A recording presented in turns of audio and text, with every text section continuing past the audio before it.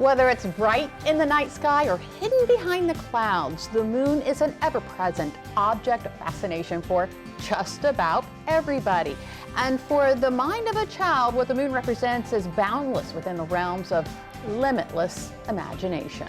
And for one young girl, taking car rides with her family presented a very interesting observation. At night, it almost seemed like the moon itself decided to follow her home. Well, that little girl grew up to be the author of the book, When the Moon Followed Me Home. We would like to introduce you to Helen Chamblin. Thank you so much for joining us today. Thank it's wonderful you. to have you here. So, now, I'm sorry, we're going to get to this. You were a teacher for many years.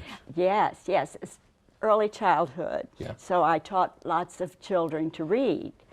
And thus the book with the good picture clues and the repeated phrases, that really helps the beginning readers. Okay. So is that why you decided to write the book? Maybe so. I just wanted to instill in young children a love of reading and books. So. Can I ask you a question? Yes. Why do you find the moon so fascinating? It's just a part of God's creation, and it's so systematic. And like I knew the song Blue Moon, Right. you know, when I was younger, but I didn't realize that a blue moon is the second full moon in a calendar month. Right, okay. So at the back of the book, I have some of these factual things about the moon. About the moon, okay. But the actual story itself is from your childhood. From my childhood, when I would look out in the dark and see the moon following me home.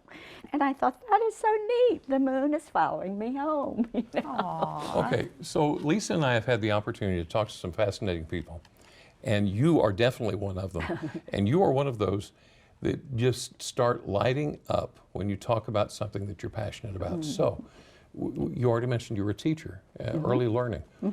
Why is a child's imagination so fascinating to you? Little children, they're so interested in everything about them. And when you can really hook them onto something that's positive in their little lives, you know, it's a joy to see. And in this book, with the picture clues, like, and when I was a little girl, we had a little family cottage at Fenwick, and at that time, the lighthouse was open.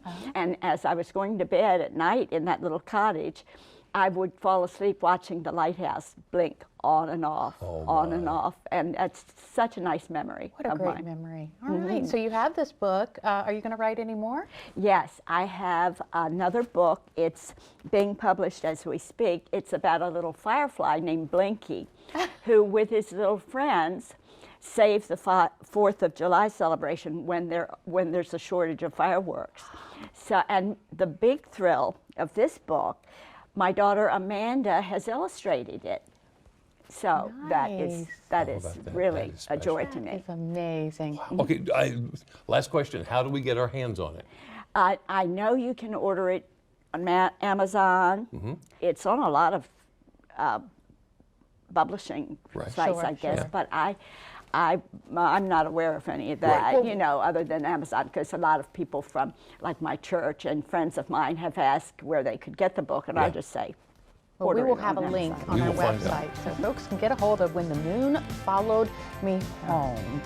Thank you so much. Thank you for having me. So nice to meet you. Yes. Nice to meet you. Don't go away. Don't Marvel Life. We'll be right back.